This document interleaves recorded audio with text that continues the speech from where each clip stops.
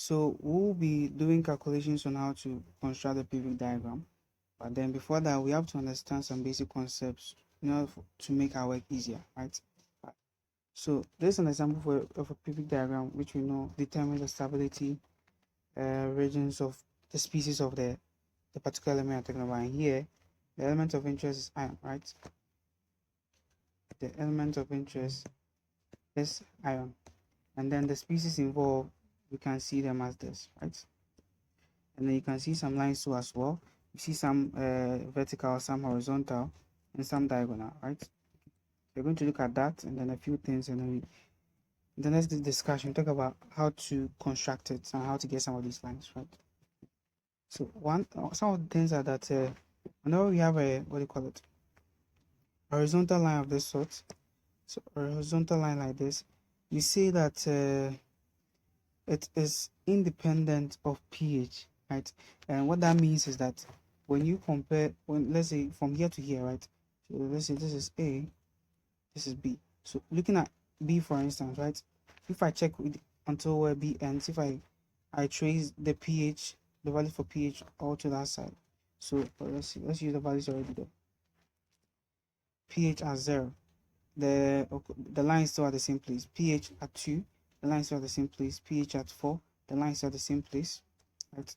At A is still at the same place. That's what we mean when we say that the horizontal lines are independent. Right? So this is how I'm going to write. If it's dependent, I write this. If it's independent, I write it this way. So this is just a way of a symbol, right? So I think the horizontal lines are independent of pH,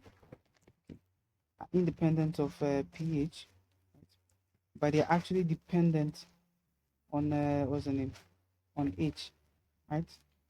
So they are dependent on E. And before we continue looking at the diagram itself, you see on the y-axis we have a we call it potential, which is E, right? And on the x-axis we have a what do you call it, pH, right? This is generally not written like capital P, capital H. Generally it's small p, capital H, right? Potential of hydrogen. So these are the things on the diagram, right? So basically the diagram is describing the stability of the species based on the potential and then the pH, right? Okay. So this will mean when we say that the horizontal lines are independent of pH and then dependent on E, right? Because for this particular line like this, if I try to check another E, right? Depending on if I try to check another E, then you don't get anything, right? You get 0, right? But if I check it at any value of within that range, any value of the pH, you get to see that it's constant, it doesn't change from 0 to that about 8. You see it doesn't change, right? So it's independent of the pH within that region, right? Okay. And for the vertical lines, when we see the vertical lines, so let's see, this is another vertical line and this another. So clearly you see that irrespective within that range, so let's see from here to here, irrespective of the value of the E that you choose, right? So this vertical lines, irrespective of the value that you choose for the E, right? It's clear that the line, the value doesn't change. That's why we say that it's independent of E, but it's dependent on pH. So that's what we mean when we say these things, right? And another thing we should be able to notice is that so now we are moving away from the diagram to talk about the equations, right? So when we have an equation and we are saying that the equation is dependent on E, so let's now we're talking about equations, right? So we have an let's say a reduced equation, right? And then the equations having E involved, or you see electrons within the equation. That's when we get to say that it is E dependent, right? E dependent. But if we have an equation that has, okay, so this one is an equation that has only E. But if you have an equation that has let's see, OH minus or H plus, that's what we get to say that's alone. It has only these ones, no electrons, any of these ones. That's when we get to say that the equation is what pH dependent, right? And if we have an equation that has any of these two, like either this and this or this and this, right? we get to say is both E and P dependent, right? So we have E, and then we have OH plus, so OH minus, or H plus. That's when we get to say that the equation is both E dependent and pH dependent, right? Yeah, so you can look at the diagrams, the lines, and see whether it's dependent on E or pH, or you can look at the equations and see whether it's dependent or on E as in electrons, or the pH, or both, right? Okay. Another thing to notice is that if we have an equation and then we have electrons involved, right? We have electrons involved, then we know that it's E dependent. So as a result, if you are trying to do some calculations with that to get a boundary for that one, what we use is Nernst equation, right? So for this one, we use Nernst equation, right? That's for the ones that electrons are involved, right? And then for this one, okay, and then for the ones that we have OH or H alone, well, what we use for this one is free energy equations, right? One of it, and the one we use for this instance is this. What we have this is free energy is equal to minus RT in K, right? All right. So equations that have this and this, and there are some other equations that are independent of these ones, right? So there are some at that, but then because you are trying to draw the PV diagram, we have to know this relation, because when we have this involved, we use this to find boundaries. But if we don't have that and we have on any of these ones, we use this one here to find the boundary, right? Okay. Another thing that we should notice is that when it comes to the the next equation, there are forms, right? So let's go about it. So generally, we see this way where we have E is equal to, let's see, E standard, right? Let's make it minus first, and we have 0.059. These are the standard conditions. On N, we have log, and we have something here, and then we have something here, right? But then the difference is very subtle but very important, right? And this is how it goes. If it happens that we put what's the name? We put the product here, right? As in on the log side, this portion here. If it happens that we put the product at the top here, concentration of the product at the top here, and we put the reactants at the bottom, right? That's when we maintain this negative here, right? That's when we maintain this negative here.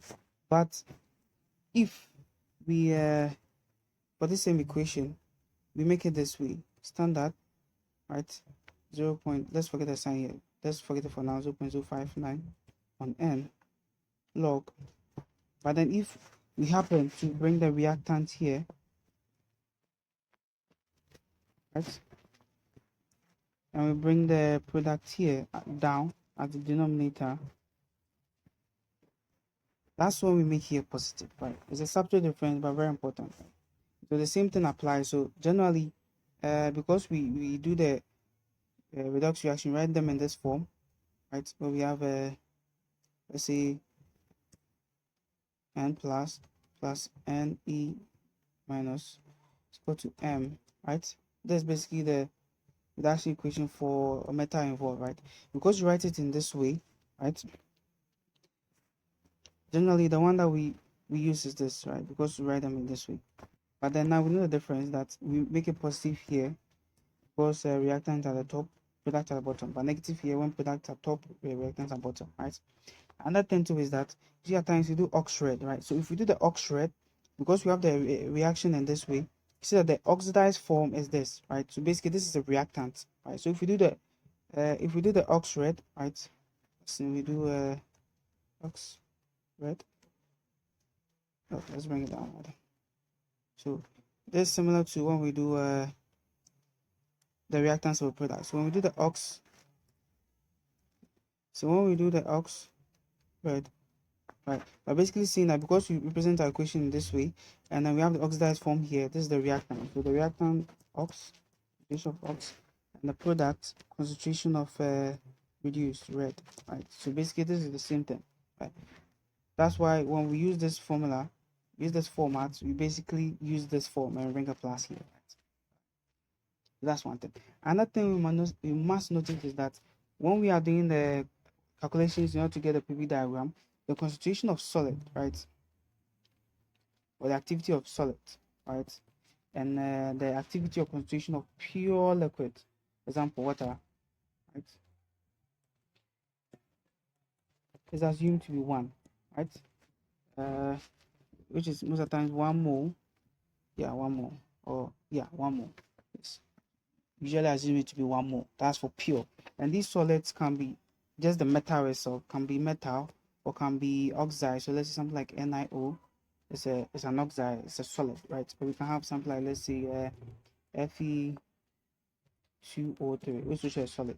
So aside the activities of this individual ones, when you're doing the periodic diagram calculations, will be 1 each, right? If it's a liquid 2, so let's say the concentration of H2O will be considered as 1, because these are the conventions when we're constructing doing calculation for the periodic diagram, right? Okay. Some other things that we'll be looking at involves log, right? So let's say if one thing we should notice is that minus log of let's say H plus is the same as pH, right? Which is the same as writing log of H plus is the same as minus pH, right? Because when we're doing calculations, at times we see this a lot. Very important. Helps to make the calculations easier.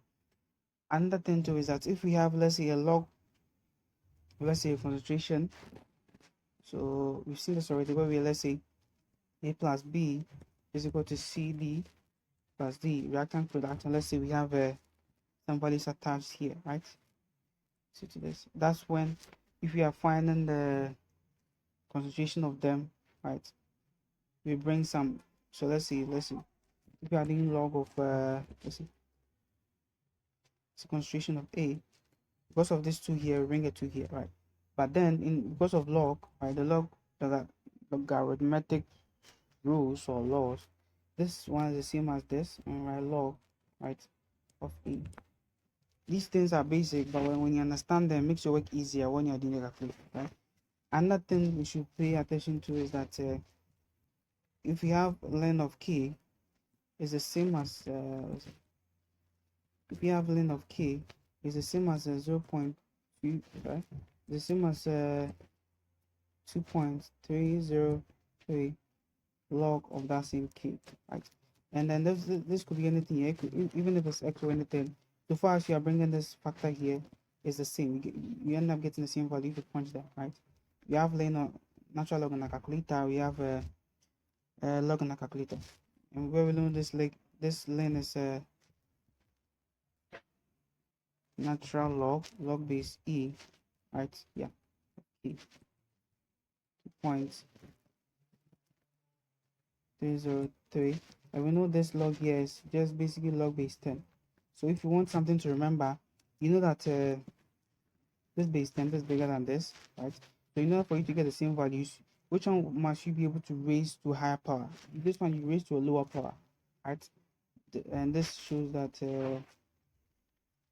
this basically means that the function that you get from this one basically gives what's the name, a lower value compared to this. So that's why we multiply this one, right, by a bigger value to get this. So basically you just remember this. What this is saying is that, let's say if we have e to the power 2, and you have, let's say what it's saying is that if you raise let's see, k to the power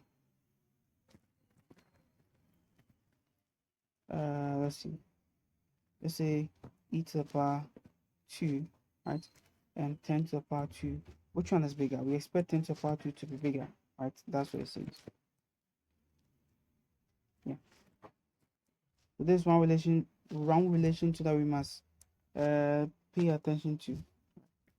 And then concerning the logs again, if we have this, so let's say we have a log, and you have, let's say, concentration of 1, let's say A, right?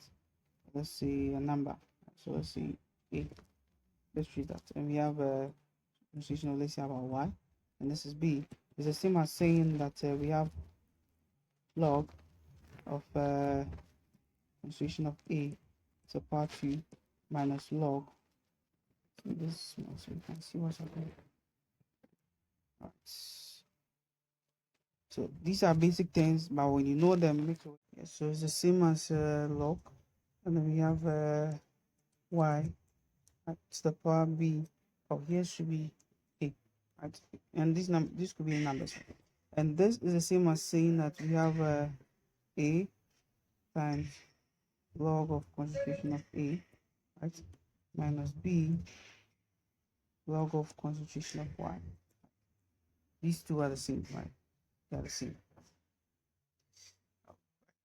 And then one other thing we must take note is that because here most of the things that we get involved in when we are doing these calculations or within this equation is that when we have solids, right, when we have liquids,